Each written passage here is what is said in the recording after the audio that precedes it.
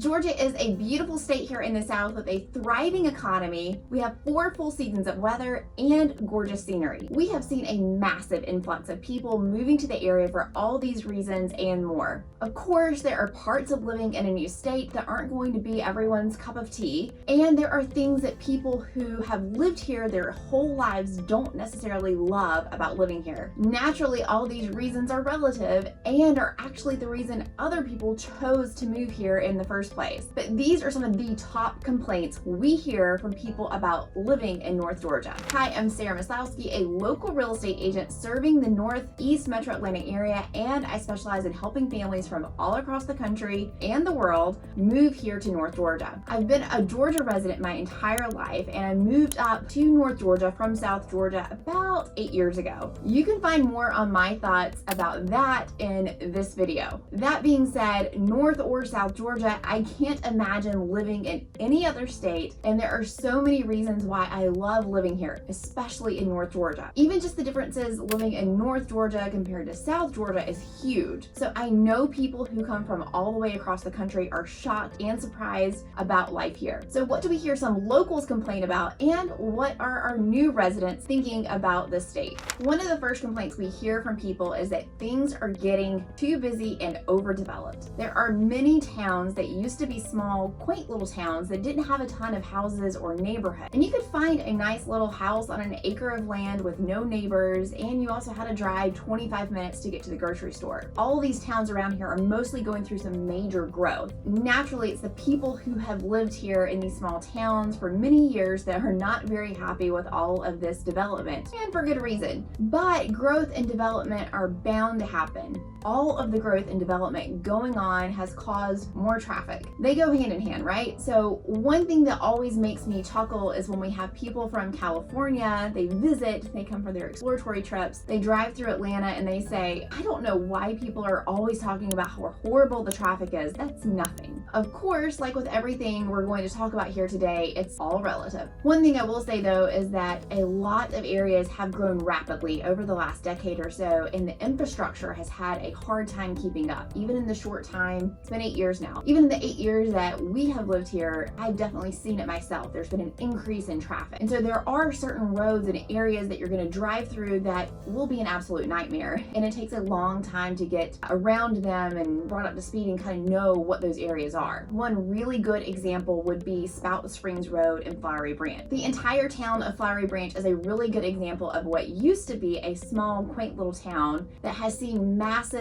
new development. These developments, they've been established now for well over a decade, but the road that they sat on was still a 2-lane road. Spout Springs Road that drives right through the center of town has been under construction for the last 10 years, the entire time I've lived in the area, and they just completed the project this month. Team members lived off of Spout Springs 15 years ago, and they moved when all of the new developments like Home Depot, we got TJ Maxx, Chick-fil-A, and Publix came to town because the traffic was getting so bad before the road was widened. Now, flash forward 15 years, that project has finally been completed to support all of the traffic that comes along with having all of those great stores and restaurants. Now, some residents in these small towns are very excited to have all the new stores and restaurants, but then along with it comes all that traffic. It cuts down on having to travel somewhere else for all those conveniences, but it's more so industrial plants and fulfillment centers. These do create jobs and it strengthens our local economy, so that's a plus side of things. And the overall change, it can be hard for some longtime residents of small towns that are going through these changes to get used to. The next complaint we get is one that comes from new residents who have relocated to the area, not so much locals. A question that they have when searching for a home is often, why don't windows have any screen? And that is because, well, you're never going to open up your windows here. There's maybe a 4-week period throughout the year, maybe like once in the spring, once in the fall, where you would consider opening up your windows. And then you're gonna quickly not want to open up your window because of 3 things. It's gonna get too hot, pollen count is too high, or the mosquitoes and the bugs are out. If you're from the area, this is nothing shocking to you, but people from other states who come here with more mild summers are always shocked that we don't don't open our windows at night during the summer months. Once you spend a summer here, you will understand. It's just simply too hot. But if you're from Florida, you're gonna laugh at what we consider our hot. Countless Floridians who say one of their main reasons for leaving Florida and coming to North Georgia is because of the heat. So our hot is their cool, all relative. Now, we can agree that the trade-off is that our winters are very mild and you're never gonna have to worry about shoveling any snow, which is a huge relief to many people that are relocating here. Oftentimes we get New York and New Jersey and they don't want to deal with that snow anymore. We have very humid summers and it's not a dry heat at all. If you've never experienced humidity or a Georgia summer, it's quite hard to explain. So when people ask how humid it is, I can't really describe that to you because I don't know what you're used to. And it's definitely a great idea to come visit during the summer to get an accurate feel for things. They don't have to deal with those long, blustery winters anymore.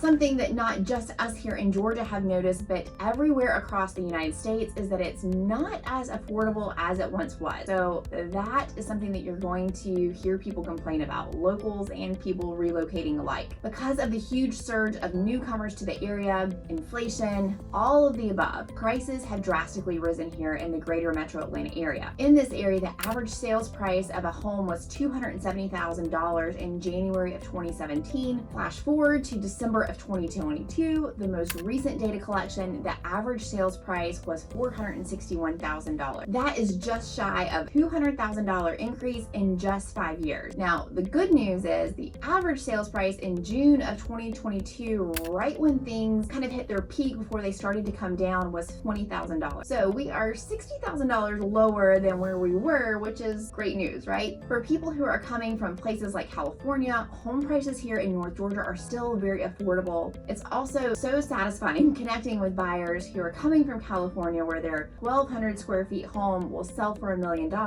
And then when they get here and they shop for $1 million home, it's 7,000 square feet. That is a huge difference and their minds are blown. Now, many people assume that living in Georgia would be very cheap. And once again, depending upon where you're coming from, it could be. Certain parts of Georgia are much less costly than others. If you've seen my video about the differences between North and South Georgia that I talked about above, you would recall that the cost of a home in South Georgia is drastically lower than it is here in the North Metro Atlanta area. There are a lot of factors that contribute to this big difference, but essentially there's more job opportunities, higher education opportunities, and bigger cities in North Georgia, which drives the price up.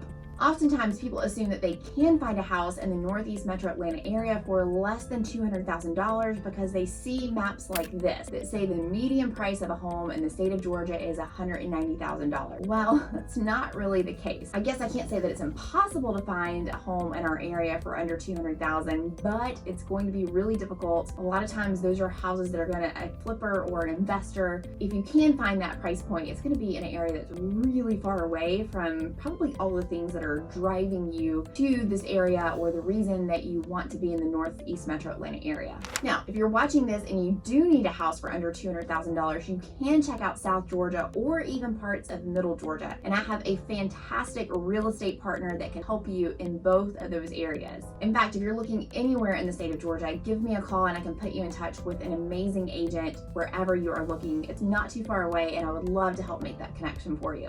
Last on the list of things that some people hate about living here in Georgia is the thing that no one wants to talk about, and that is politics. Now, obviously politics are extremely personal and everyone has their own opinion, and politics seem to be the one thing that people love to share their opinion on. As always, it's always relative, right? So Georgia has primarily been a Republican state, but in recent years, it has kind of become a swing state, and we've voted Democratic in the most recent elections. Now, that is largely driven by the Metro Atlanta area, like the inside the perimeter core of Atlanta. We get just as many people that reach out saying they are moving here for politics from both sides of the aisle. Here's what I do know. No matter what your political leaning is, you can find your tribe here, and whatever political affiliation it is that you have that's drawing you here, where you choose to live is most likely going to end up being the perfect place for you, and you're going to be right where you want to be. So those are some things that people hate about living here in North Georgia. I'm interested to see what you would add to this list. Let me know in the comments below. And if you haven't checked out this video, well, you got to.